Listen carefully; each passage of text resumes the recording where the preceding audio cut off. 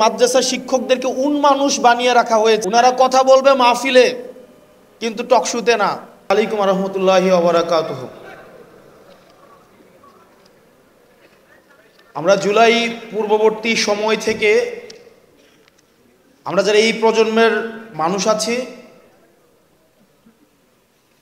আমরা পুরো সময়টা, আমি যখন 2009 সালে ক্লাস 6-এ উঠি, তখন হাসিনা ক্ষমতায় আসে এবং হাসিনা এই ফেসিস্ট সরকার টিকিয়ে রাখার জন্য সবাইকে প্রণোদনা দিয়েছে। সবাইকে, যেমন আমলাদেরকে প্রণোদনা দিয়েছে, সেটা প্রকাশ্যে আমরা এটা জানি। বিচার বিভাগকে প্রণোদনা দিয়েছে।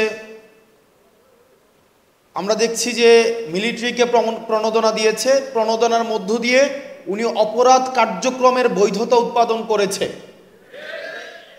তো শিক্ষার্থীদের আসলে উনি কি প্রণোদনা দিয়েছে? ধরেন যে শিক্ষার্থীরা উনার কাছ থেকে কি প্রণোদনা পেয়েছে? শিক্ষার্থীরা ওনার কাছ থেকে প্রণোদনা পেয়েছে। আপনারা এখানে যারা আছেন অনেক শিক্ষার্থী, আপনারা কি বুকে হাত দিয়ে বলতে পারবেন 2009 সাল পরবর্তী সময় এবং 2024 সাল এই সময়টার মধ্যে পরীক্ষার হলে গার্ড অনেক সহজ হইতো না? এটা কি বলতে পারবেন? এটা হইতো না? প্রশ্ন ফাঁস হয়েছে। এই ফেসিস সময়, জেল জুলুমের সময়ও পরীক্ষার্থীরা মনে মনে ভাবতো হাসিনা যাক, তবে আমার পরীক্ষার পরে যাক। এটা কি অস্বীকার করার সুযোগ আছে এখানে? তাহলে দেখেন, প্রত্যেকটা স্তরে স্তরে হাসিনা সবার জন্য প্রণোদনা রেখেছে, শিক্ষার্থীদের জন্য প্রণোদনা রেখেছে। সেই প্রণোদনার নাম হচ্ছে জিপিএ 5। সবাইকে জিপিএ 5 দিয়েছে পরীক্ষার আগে এবং শিক্ষার্থীরা সন্তুষ্ট। যেটার বিনিময়ে আমাদেরকে যেটা হারাতে হয়েছে সেটা হচ্ছে মূল্যবোধ। আমাদের যে সোসাইটাল ভ্যালুস, আমাদের এই ভ্যালুস আমাদেরকে হারাতে হয়েছে।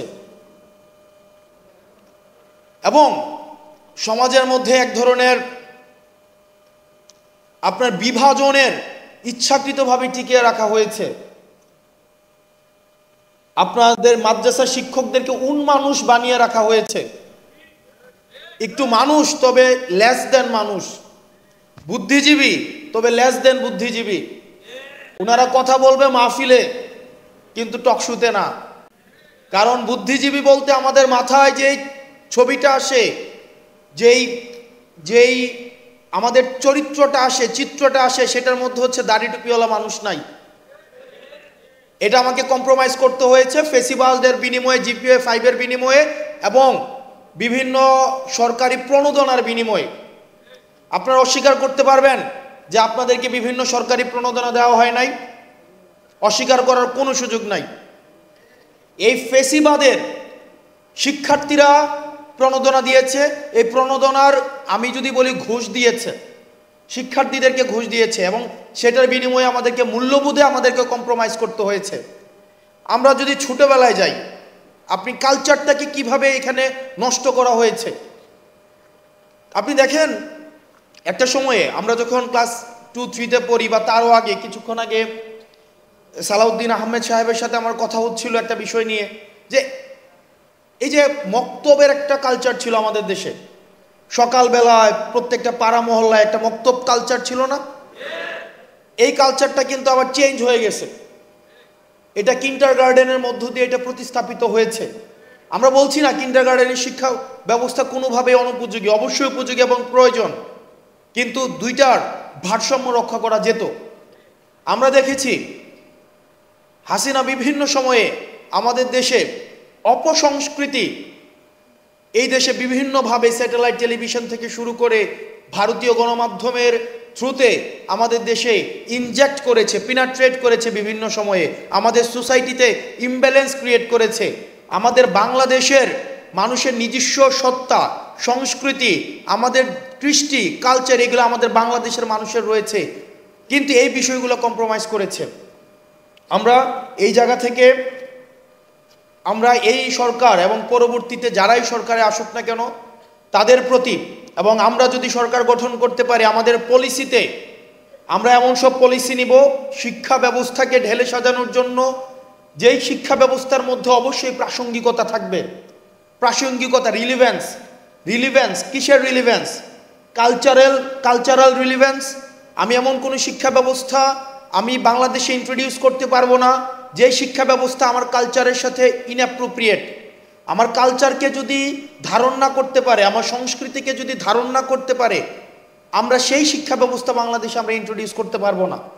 তো সুতরাং কালচারালি অ্যাপ্রোপ্রিয়েট শিক্ষা ব্যবস্থাকে আমাদের বাংলাদেশে ইন্ট্রোডিউস করার জন্য আমাদের পলিসিতে অবশ্যই রিফ্লেক্টেড হবে, নাম্বার 1।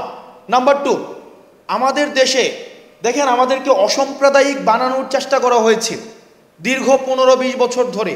আমরা অসাম্প্রদায়িক, বিষয়টি মোটেও এমন না। আমাদের অবশ্যই বাংলাদেশে সাম্প্রদায়িক বৈচিত্র্য রয়েছে এবং এই সাম্প্রদায়িক বৈচিত্র্যের মধ্যে আমাদের সম্প্রীতি স্থাপন করাই হচ্ছে আমাদের মূল লক্ষ্য। এবং আমরা অসাম্প্রদায়িক রাষ্ট্র না, বরং সাম্প্রদায়িক সম্প্রীতির ভিত্তিতেই আমাদের রাষ্ট্র পরিচালিত হবে এবং সেটির রিফ্লেকশন আমাদের শিক্ষা ব্যবস্থার মধ্যেই থাকবে। এবং আমাদের শিক্ষা ব্যবস্থার মধ্যে এমন কিছু থাকবে না যেটা আমাদের সংস্কৃতির সাথে যায় না, যেটা আমাদের ধর্মীয় মূল্যবোধের সাথে যায় না, যেটা বাংলাদেশের বাস্তবতার সাথে যায় না, যেটা আমাদের বাংলাদেশের কৃষ্টি এবং কালচারের সাথে যায় না, এবং যেটা সাম্প্রদায়িক সম্প্রীতির মধ্যে ইমব্যালেন্স ক্রিয়েট করে এমন শিক্ষা ব্যবস্থা আমরা কখনোই আমাদের দেশে শিক্ষা ব্যবস্থার মধ্যে আমরা কখনোই প্রাসঙ্গিক রাখবো না। আমরা এই জায়গায় একটি কথা বলবো, সেটি হচ্ছে আমাদের এখানে যারা বসে আছি আমাদের অনেক দায়িত্ব রয়েছে।